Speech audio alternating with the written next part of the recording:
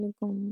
Sorry हम लोग मैं थोड़ी लेट हो गई हूँ लेक्चर्स वगैरह रिकॉर्ड करने में, लेकिन इंशाल्लाह आप लोगों को अब जल्दी वीडियोस मिलेंगी और आप लोगों का जो सारा काम है वो भी मैं कंप्लीट करवाऊंगी जल्दी जल्दी हम लोग करके इसको। तो हम लोगों ने क्योंकि किया था elastic collagen in one dimension और उसके कुछ स्पेशल केसेस किए थे लास्ट डे एट कॉलेज। तो नेक्स्ट हमारी ये एग्जांपल्स हैं, इसको थोड़ा सा देख लेते हैं कि इसमें है एग्जांपल नंबर 3.4 है आपकी।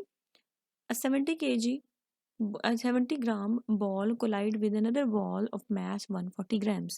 The initial velocity of the first ball is 9 meter per second to the right, while the second ball is at rest. If the collision was perfectly elastic, what would be the velocity of the two balls after collision?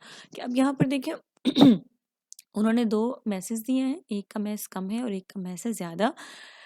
छोटा mess जो है वो move कर रहा है 9 metre पर second से। First ball यानी कि 70 ग्राम की जो बॉल है वो 9 मीटर पर सेकंड से मूव कर रही है, जबकि जो M2 है 140 ग्राम्स की ये मूव कर रही है, ये रेस्ट में है। दोनों कोलाइड की और उसके बाद की हमने वेलोसिटीज देखनी है। अब इन्होंने क्या किया है, अब यहाँ पर देखिए M1 70 ग्राम्स, M2 140 ग्राम्स है, V1 है 9 मीटर पर सेकेंड है, and V2 is 0, V1 prime और V2 prime that is the velocity after collision हमने कैलकुलेट करनी है। अब इन्होंने डायरेक्ट ये वाला फार्मूला लिखा है। तो ये फार्मूला कैसे आया है यहाँ पर, आप ये देखें, ये जो आपके पास है यहाँ पर हमने कैलकुलेट किया था, यहाँ पे V1 prime is equal to M1 minus M2 over M1 plus M2 into V1 plus 2M1 V2 over M1 plus M2। यहाँ पर क्योंकि हमारा जो क्वेश्चन है उसमें V2 0 है, यहाँ पर भी V2 0 है, तो उन्होंने क्या किया है, आप पहले क्या उसको 0 कंसीडर करके तो फार्मूला ही ये लिखा है। आपने क्या करना है, एग्जाम्पल में इस तरह से डायरेक्ट फार्मूला नहीं लिखेंगे, बल्कि आप पहले ये वाला फार्मूला जो है इसको मेंशन करेंगे, देन आप लिखेंगे as V2 is equal to 0। तो फिर आप V2 के 0 पुट कर हो गया, तो इसका मतलब है ये वाला जो फैक्टर है पूरे फार्मूले में से ये ख़त्म हो जाएगा, और फिर उसके बाद आप लिखेंगे V1 prime is equal to M1 minus M2 V1 over M1 plus M2। ठीक है, जैसे कि इन्होंने लिखा है ये नीचे, ठीक है, ये वाला समझ आ गई है। तो इसी तरह से V2 प्राइम का भी फार्मूला उन्होंने, अब आपकी अपनी मर्जी है कि आप यहाँ पर इसको केजी में लेके जाना चाह रहे हैं, 70 ग्राम को किलोग्राम में कर लें, सिस्टम इंटरनेशनल में बेटर होगा। अगर इस तरह से भी करना है तो कोई मसला नहीं है, क्योंकि दोनों का यूनिट सेम है तो इससे कोई फ़र्क नहीं पड़ता। उसके बाद उन्होंने V1 प्राइम यानी -3 मीटर पर सेकंड कैलकुलेट की, एंड देन V2 प्राइम उन्होंने कैलकुलेट की जो आई है 6 मीटर पर सेकेंड।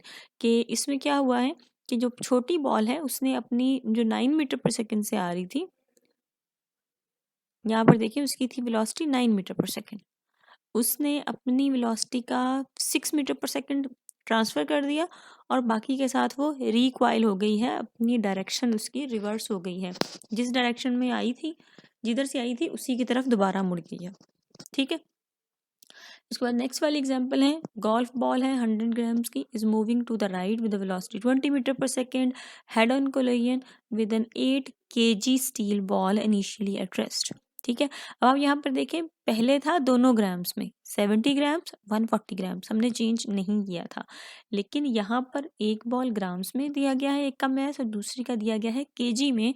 तो आपने क्या करना है, दोनों के मैसेज का यूनिट सेम करना है, तो हम ये जो ग्राम में चीज़ है इसको भी हम किलोग्राम या केजी में कन्वर्ट कर लेंगे। V2 यहाँ पर भी 0 है, make an head on collision with a steel ball at rest. M1 is a golf ball moving with velocity V1 20 meter per second, collide with M2 8 kg at velocity V2 is equal to 0। हमने compute the velocities of the balls after collision, after collision इनकी velocities निकाल लेंगे। तो same उसी तरह से आपने पहले फार्मूला पूरा लिखना है, V2 वाला फैक्टर 0 है तो वो भी 0 हो जाएगा, वैल्यूज रिप्लेस किया। अब यहाँ पर देखिए उन्होंने इसको भी केजी में कर दिया। ठीक है, तो ये आपके पास जो है वो वेलोसिटीज आ गई हैं। ठीक है।